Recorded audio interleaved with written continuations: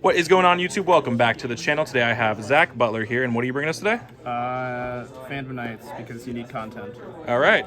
Now, you've been seeing a lot of success with this deck, correct? Yes. Before this week, I was 56-3 with the deck. All right, let's get into the deck profile. So first you have the 3 Torn Scales, of course, 2 Cloak, 3 Boots, 1 Glove, 1 Greaves. This card's insane. If you cut down on the Phantom Knights, this is the first one you cut because it becomes a redundant draw. However, with the higher count, it allows you to extend past Nibiru safely. Yeah, this card's just really good. And then I play the Fiends for now until Bode, so 3 Tuber Guide, Seer and Graph. I don't play Skarm, Libic, or even Sangan. I feel like those cards are redundant because so if you think about it, anytime you resolve a Tour Guide successfully, so you're gonna go Tour Guide, Graph, and then Seer, so that gets rid of those. Then you just have these 2 left. And if you have a Sangan or a third target, then if you summon that off the Tour Guide, you're left with either left with a dead Tour Guide in deck or a dead random bad draw. And the odds of drawing into one of these 2 and then the rest of your hand being dead is so low that there's just no need to play a third one. And Sangan isn't that good. Being able to search Ash Blossom is whatever because that card sucks. So yeah. Then for the extenders, I played 2 Kagemucha Knights, the Dangers, so Tsuchinoko and Jackalope, 1 Tracker, and then the other psychic target I was playing was Blue Layer, and to go with that is Red Layer. If anybody watched my deck profile on my channel, I was explaining you can't really talk about Blue Layer, Red Layer without talking about this card.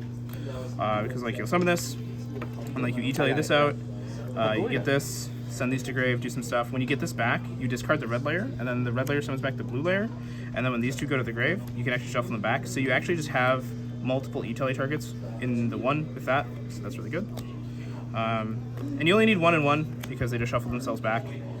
And I think this is just better than Wheel It or anything like that, because you don't play any tuners, or you don't play any synchros, so there's just no reason to have that.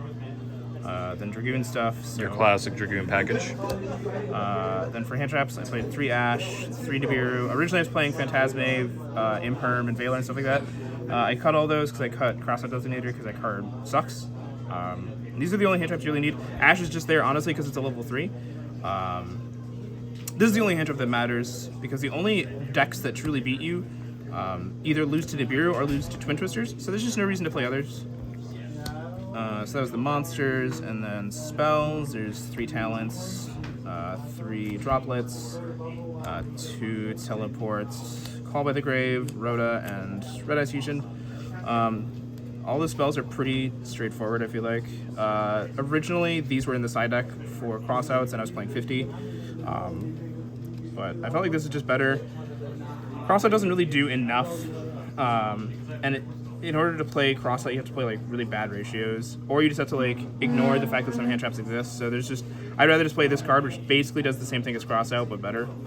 Yeah, it's net you resources, let you look at the opponent's hand. Yes. And then traps, you have 3 Fogblade and Brigandine. This card's ass. I never want to play it, but it's there. It comes up this card is weirdly good into Nibiru, because you can just keep going, but it's not that insane. If you're playing, you don't really need it most of the time. Shoutout to Yugi, King of Games. Extra deck, you have Dragoon, Levier, 2 Break Sword. The second one comes up a lot. Zeus, I don't play Downerd because you just never summon it, and there's just better cards to put in the extra deck. So cut that, because honestly, you almost never make Zeus, and if you do, you're in one of those weird scenarios that you probably shouldn't be. And then Link Spider, Chair Beating, Verte, IP, Phoenix. This is the card I was playing instead of the Downerd, so this was Downerd before. Any reason for kind of the Downerd, or? I never did it.